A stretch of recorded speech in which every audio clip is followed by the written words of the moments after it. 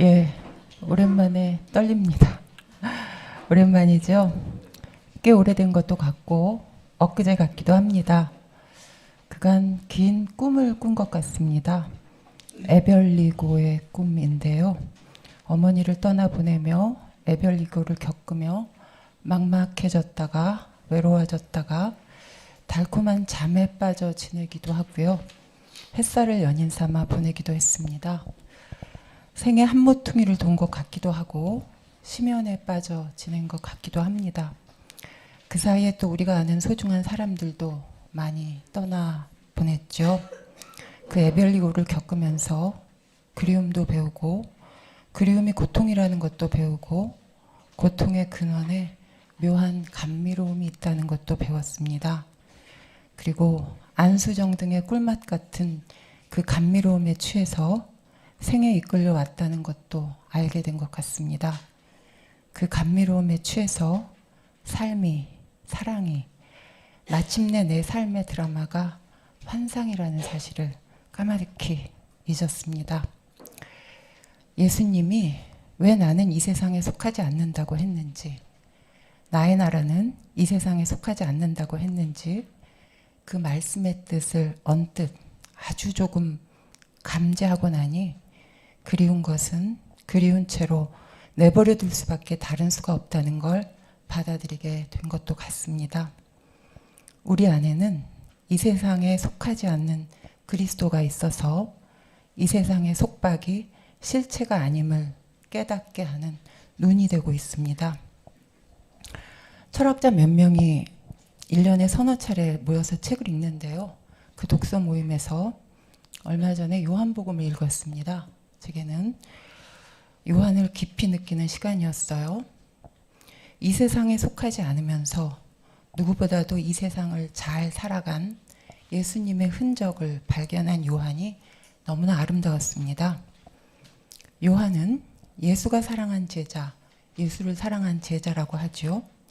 그 시대에 박제된 리더들에게도 걸림이 없이 만나는 이들을 생명의 길로 인도하는 자유로운 스승이 그저 자랑스러웠을 거예요.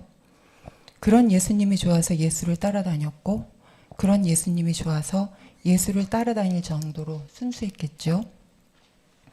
삶의 현장에서 본 스승의 지혜에 감탄하기도 하면서 스스럼 없이 스승의 품에 안겨 와인을 마실 정도로 스승을 사랑한 제자는 최후의 만찬이 최후인지도 모르지 않았을까요?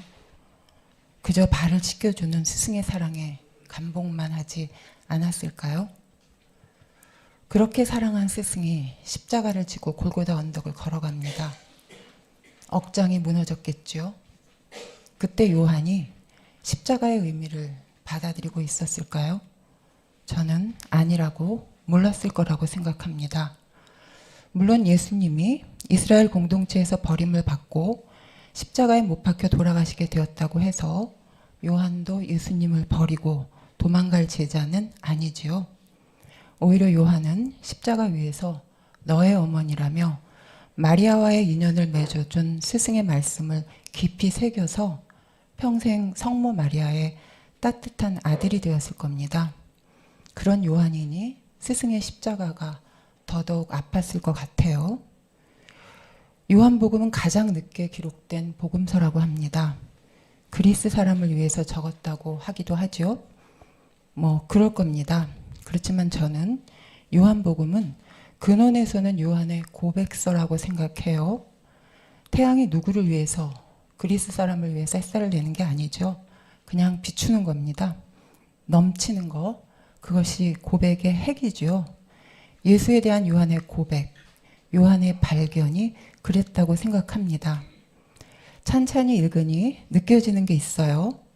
요한이 나이가 들수록 점점 더 예수님을 깊이 깊이 느꼈었구나 하는 느낌입니다. 요한은 예수가 사라져간 시간에서 스승 예수를 그리워하다 문득문득 스승 예수를 느끼며 다시 만나며 조금씩 허물을 벗으며 자연스레 스승을 기억하고 고백하는 시간, 그 충만한 시간을 갖게 된 것 같습니다. 그러다가 마침내 요한은 십자가 위에서 마지막으로 던진 예수님의 묘한 말씀, 다 이루었다는 말씀을 이해하게 된 것 같습니다. 다 이루었다는 말씀, 참 묘한 말씀이죠. 다 이뤄놓고 다 이루었답니다. 처음부터 요한이 그 말씀의 뜻을 알았을까요? 저는 아닐 거라고 생각합니다. 그 말씀에 대해 이런저런 해석이 있는 걸 알지만 어쩌면 그 해석이 이해를 방해할 수도 있겠구나 싶습니다. 분명한 건 그 문장은 억울하게 처형당한 사람의 말이 아니라는 거죠. 신포도주를 입에 대시고 이 세상을 뜨시면서 다 이루었다는데 거기 무슨 억울함이 있고 후회가 있고 적개심이 있겠어요? 어쨌든 예수가 사랑한 제자, 예수를 사랑한 제자라는 수식어가 따라다니는 제자이고 보면 그렇게 떠난 스승이 얼마나 그리웠을까요? 나를 바꿔준 존재인데 어쩌면 한시도 잊지 못했을 겁니다.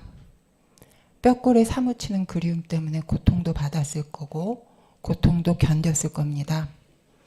자기는 그렇게 떠나는 스승이 너무나 억울하고 기막히고 허전하고 쓸쓸한데 다 이루었다니요. 그 말과 태도가 너무 이상해서 뇌리에 박혔을 겁니다. 그래서 그것이 평생 요한의 화두가 되었을 겁니다. 이집트 신화 중에 심장의 무게달기라는 것이 있습니다.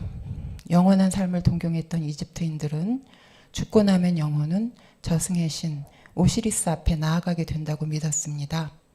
그 앞에서 심장의 무게를 다는 거예요.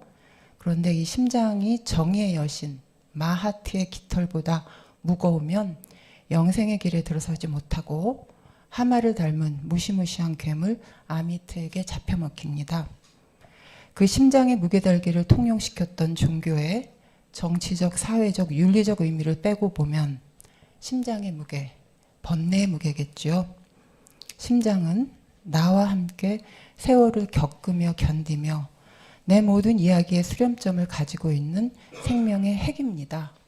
사랑도, 명예도, 부도, 가족도, 친구도 마침내 몸도 버리고 가야 하는데 그럼에도 불구하고 남는 것, 그 남는 것의 낙인의 무게가 바로 심장의 무게인 거죠.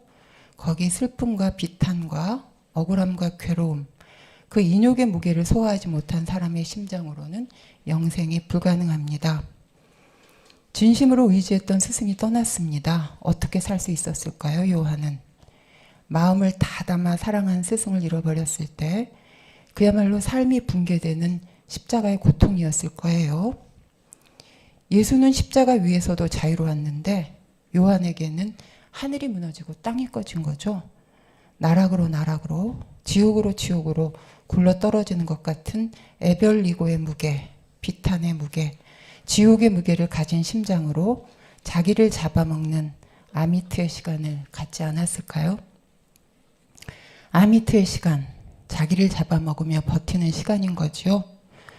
요한 인생의 최대의 상실, 스승을 잃어버린 시간의 심연 속으로 깊이 들어가 스승을 이해할 수 있는 실마리를 찾고 나서야 비로소 정신없이 정신을 놓았던 시간 밖으로 나올 수 있게 되지 않았을까요? 그 시간에 요한은 자기도 모르는 사이에 스승의 말씀과 행위가 대세김질 됐을 겁니다. 그러면서 발견했을 거예요. 스승 예수님이야말로 내 안에 생명을 깨우는 빛이었다고요. 아시잖아요. 자기가 성장하지 못하면 스승의 깊이를 가늠조차 할 수 없습니다. 그렇지만 성장점이 있다면 함께 있을 때 이해할 수 없었던 것을 이해하는 날이 마침내 오고야 말지요. 그리하여 다 이루었다는 말, 말로 전할 수는 없는 말, 그렇지만 오래된 영혼의 궁극의 말을 이해하고 비로소 사라질 수 있었을 것 같습니다. 저는 그런 요한이 좋습니다. 세례 요한의 말을 기록한 말씀에서도 묘하게 사도 요한을 느낍니다. 요한에 따르면 세례 요한이 이렇게 말했대요. 3장입니다. 요한복음. 나는 그의 신발끈을 풀기도 감당하지 못하겠노라. 그는 흥하여야 하겠고 나는 쇠하여야 하리라. 이게 뭘까요? 큰 존재에 대한 예의일까요? 인격자라면 갖춰야 한다고 요구된 겸손의 윤리였을까요? 아니죠. 요한은 세례 요한이 사라질 수 있었던 이유, 쇠할 수 있었던 이유를 알고 있었습니다. 빛을 봐서 빛 속으로 스민 거죠. 나는 쇠하여야 하리라. 빛을 봐서 그 빛에 아집이 녹은 겁니다. 아집이 녹아내린 자의 고백인 거예요. 명예와 공명을 붙잡고 예수를 십자가에 못 박으면 끝날 거라고 생각한 유대 지도자들의 태도와 대비됩니다. 그렇게 사라질 수 있었던 건 끝이 아니라 새로운 시작일 거예요. 아니, 새로운 시작을 넘어 원래 존재했던 내면의 힘이, 그 영혼의 힘이 스스로 드러난 것을 본 거지요. 스스로 존재하는 자를 빛을 봤는데 당연히 쇠할 수 있는 힘이, 가난해질 수 있는 힘이 생기지 않았을까요? 마음이 가난한 자가 복이 있다고 하지요. 마음이 가난하세요? 질문해 놓고 저도 웃습니다. 틀려서요. 우리의 마음은 한시도 가난하지 않습니다. 단순히 물질에 대한 욕심, 사람에 대한 욕심, 명예에 대한 욕심만으로 가난해지지 못하는 것이 아니라 두려움과 불안, 적개심과 번민으로도 부자입니다. 늘 밖을 보면서 역경계, 순경계에 끌려다닙니다. 온갖 욕심과 취사와 집착으로 마음을 채워서 마음에 발 디딜 곳이 없습니다. 마음이 쉴 곳이 없습니다. 어디서든 걸리고 어디서든 편치 않아요. 당연히 지금 여기 이 자리에서도 여전히 우리를 보살피시는 그리스도의 현전을 느끼지 못합니다. 부자여서 꽉 차 있어서 자리가 없습니다. 그래서 쇠할 수도 없고 죽을 수도 없습니다. 죽을 수 없으니 부활할 수도 없는 거죠. 그러니 더 살아야 합니다. 이 모든 욕망과 감정들이 실체 없음을 깨닫고 죽을 수 있을 때까지요. 생각해보면 요한복음에서 요한이 자기를 드러내는 일이 없다는 것도 빛의 힘으로 요한이 얼마나 자유로워졌는지를 보여주는 거라고 저는 믿어요. 요한은 과거를 더듬어 그저 자유롭고 사심없고 거침없기까지 했던 그 아름다운 스승의 흔적만을 드러냅니다. 이번에 요한복음에만 있는 가늠하다 현장에서 잡힌 여인 얘기를 읽었는데 처음으로 살짝 눈물이 났어요.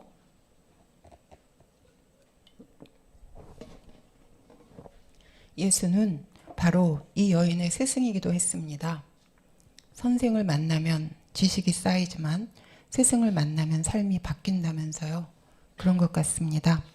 소크라테스, 붓다, 예수와 같은 인류의 스승들이 보여주는 행적을 가만히 느끼다 보면 스승이란 내 안에 존재하고 있지만 존재하는 줄도 몰랐던 생명의 씨앗을 일깨워주는 존재입니다. 묘하죠? 스승은 아무것도 준 것이 없는데 제자들은 스승을 통해 다시 태어납니다. 오랫동안 나라고 믿어왔던 아집을 깨는 힘이 내 안에 있었음을 깨닫고 다시 사는 거죠. 플라톤에게 소크라테스가, 사리불에게 붓다가, 요한에게 예수가 그랬습니다. 플라톤, 사리불, 요한, 빛나는 이름들이죠. 역사가 기억하는 그런 폼나는 이름들을 들어서 스승과 제자의 관계를 말하면 어쩐지 힘이 빠져요. 도달할 수 없는 경지 같고 내 얘기일 것 같지 않은 겁니다. 그러다 한 여인이 눈에 들어왔어요. 제자라는 이름도 얻지 못했지만 예수를 만나 삶이 바뀐, 그래서 제자일 수밖에 없는 여인, 가늠하다 현장에서 잡힌 여인이요. 이 유명한 얘기를 별 느낌 없이 접했던 날들이 있었습니다. 그때는 냉소적이었어요. 가늠은 혼자 했나, 왜 여자만 잡아와, 언제나 연약한 게 죄지, 그랬어요. 그리고 또 불편한 것도 있었습니다. 돌로 쳐 죽이겠다는 군중들을 물리쳐준 멋진 예수가 이 여인에게 건넨 마지막 말씀이요. 가서 다시는 죄를 범하지 말라. 그렇죠? 예수도 이 여인을 정죄한 거라고 문장만 읽었던 거예요. 이제는 아닙니다. 이제는 가늠하다 현장에서 잡힌 여인의 마음이 보이는 겁니다. 이 이야기의 주인공은 바로 이 여인이고, 이 여인은 나와 무관한 조연이 아니라 바로 나 자신이라는 데 도달한 겁니다. 두려웠겠지요?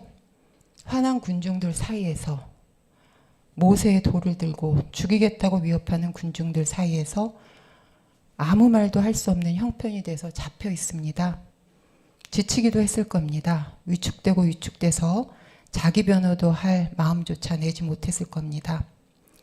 자기 행동도 스스로 책임지지 못하는 상태에서의 자책은 무력감을 심화시키지요.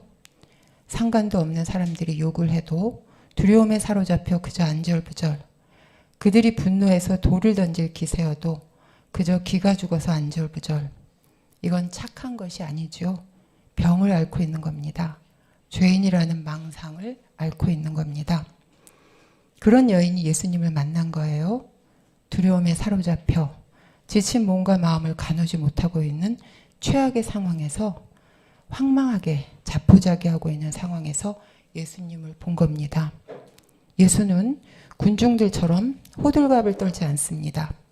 미끼를 물고 와서 예수가 자기들의 법의 낚시에 걸릴 거라고 확신하며 흥분하며 답을 정해놓고 똑똑하게 따져 묻는 사람들을 예수님은 쳐다보시지도 않습니다. 오히려 의연하게 고요해져서 바닥에 무엇인가를 쓰고 있습니다. 흥분한 사람들이 진정되지 않았을까요? 그때쯤 입을 여신 것 같습니다. 너희 중에 죄 없는 자가 먼저 돌로 쳐라. 다들 돌을 던지지 못하고 자리를 뜹니다. 예수의 힘이죠. 만약에 제가 죄 없는 자가 먼저 돌로 치세요 했으면 죄 없음을 증명하기 위해서 돌을 들으셨을 거예요. 돌을 던지지 못하고 자리를 뜨게 하는 것, 말씀이 육신이 된 자의 힘입니다. 말씀과 육신이 따로 노는 자가 흉내내면 개그가 됩니다. 예수님은 단순히 소란한 사람들과의 토론 배틀에서 그들을 능가하는 지혜를 보여준 게 아니지요. 단순히 불쌍한 여인을 구한 것도 아닙니다. 그들을 돌아보게 하신 겁니다. 스스로를 돌아보게 하신 거예요. 이번에 또 느낀 것이, 나도 편견에 가득 찼던 저 군중 속에 있었구나 하는 것이었어요. 그러니까 다시 보이는 거예요. 돌을 들지 못하고 그 자리를 떠난 사람들이요. 그저 예수님을 이겨먹겠다고 온 사람 중에 분명히 예수의 기운을 느끼며 자기를 돌아보게 된 사람이 있었을 거예요. 예수의 기운에 감화돼서 삶이 바뀌기 시작한 거죠. 그것이 정이건 법이건 시기건 질투건 은밀한 적대감이건 못 말리는 분노건 아집에 갇혀 자기 자신의 감옥에서 나오지 못한 사람들의 내재된 영성을 깨우는 힘이 예수에게 있었던 겁니다. 두려움과 수치심에 떨고 있던 여인이 그런 예수를 본 거죠. 모두가 떠난 자리에서 예수가 비로소 여자에게 묻습니다. 여자여, 너를 고발하던 그들이 어디 있느냐? 너를 정죄한 자가 없느냐? 주여, 없나이다. 주여, 없나이다. 이제 예수가 말씀을 내려요. 나도 너를 정죄하지 아니하노니 가서 다시는 죄를 범하지 말라. 예전에 문장만 보고 걸렸던 말씀입니다. 그런데 이 여인의 죄는 무엇이었을까요? 간음이었을까요? 두려움을 돌보지 못하고 두려움에 사로잡힌 죄, 마음이 자기 자리를 떠나 방황하며 방랑하며 이리 비틀 저리 비틀 기가 죽어서 마음을 살피지 못한 죄, 자기를 돌보지 못한 죄, 자기 속에 그리스도를 믿지 못한 죄 아니겠습니까? 창세기에 면면이 흐르는 여호와의 물음이 있죠. 아담에게, 아브라함에게, 이삭에게 너 어디 있느냐고 하나님이 물으실 때 당황하지 않고 도망가지 않고 하나님 앞에 단독자로 서서 제가 여기 있습니다 할 수 있는 힘, 그 힘이 없으면 자기로 살지 못하는 거죠. 이 여인의 생은 예수님과 눈을 맞춘 정화의 힘으로 스스로 있는 자 그리스도가 마음의 중심에 있음을 깨닫고 마침내 자기를 풀어주게 되지 않았을까요? 이제 여인은 자기 촉으로 자발적으로 마음을 돌보며 살 수 있게 되었을 겁니다. 예수님이 이 여인의 스승인 거죠. 예수를 만난 그 시간은 씨앗이 돼서 하인처럼 편견의 눈치나 보고 남의 비유나 맞추는 삶을 청산하고 자기 안의 생명을 보살피고 키워갔을 것입니다. 융이 말했습니다. 밖을 보는 자는 꿈꾸고 있고 안을 보는 자라야 깨어있다고요. 깨어있는 자, 자기 안에 빛나는 어둠, 그리스도를 보는 자입니다. 늘 밖을 보고 두려워하며 역경계 순경계에 끌려다녔던 이 여인은 자기를 안정시킨 따뜻하고 강렬한 예수님을 평생 잊지 않았을 겁니다. 내재된 영성, 그리스도가 깨어나는 경험을 했을 테니까요. 마음에 드는 사람을 만나거나 마음에 들지 않는 사람을 만나거나 마음에 드는 상황을 만나거나 마음에 들지 않는 상황을 만나거나 안으로 시선을 거두고 그 시선 중심에 그리스도를 품고 품어 두려움을 평안으로 바꾸는 연금술이 자기 안에 있었음을 알게 됐을 것입니다. 그리하여 이 여인은 과거의 자기처럼 자유롭지 않게 사는 사람을 먹은 맘 없이 사랑할 수 있는 사람, 도와줄 수 있는 사람이 되지 않았을까요? 아시잖아요. 자기를 사랑하지 않으면 주변을 사랑할 수 없고 자기를 돕지 않으면 세상을 도울 수 없습니다. 키에르케고르가 세상이 가혹하다고 느낄 때마다 만트라처럼 외운 문장이 있습니다. 바로 요한복음 속 예수님의 말씀입니다. 나는 이 세상에 속하지 않는다. 나의 나라는 이 세상에 속하지 않는다. 우리 안에는 이 세상 나라에 속하지 않는 그리스도가 살고 있습니다. 이 세상에 속하지 않는 그리스도는 이 세상을 잘 살아갈 수 있는 힘의 원천이 되지요. 그 그리스도는 이 세상의 속박이 실체가 아님을 깨닫게 하는 눈이 됩니다. 이 눈을 뜨지 않으면 예수님이 말씀하시죠. 너희는 죄 가운데 죽으리라. 그러니까 말을 바꾸면 죄는 내 안에 그리스도를 발견하는 눈을 뜨지 못하는 겁니다. 그 눈을 뜨기까지 우리는 십자가를 두려워하는 죄인일 수밖에 없는 거예요. 그러니까 이해가 됩니다. 예수님이 이 여인에게 한 이 말씀이요. 나도 너를 정죄하지 아니하노니 가서 다시는 죄를 범하지 말라. 마지막으로 강조하고 싶습니다. 우리 안에는 이 세상에 속하지 않는 그리스도가 살아 이 세상의 속박이 실체가 아님을 깨닫게 하는 눈이 되고 있습니다. 기도하시겠습니다. 빛이신 주님, 우리가 믿는 예수님은 십자가 위에서도 자유로웠다는 사실을 기억하고 싶습니다. 생명이신 주님, 또 기억하고 싶습니다. 그 그리스도가 심장에 살고 있음을 느끼며 가벼워지고 가벼워져서 비탄이 빛으로 변화되는 과정을 경험한 요한이 있었음을 기억하고 싶습니다. 말씀이신 주님, 말씀이 육신이 되어 우리 안에 거함을 본 요한이, 우리 안에 요한이 깨어나게 하시옵소서. 예수 그리스도의 이름으로 기도합니다. 아멘.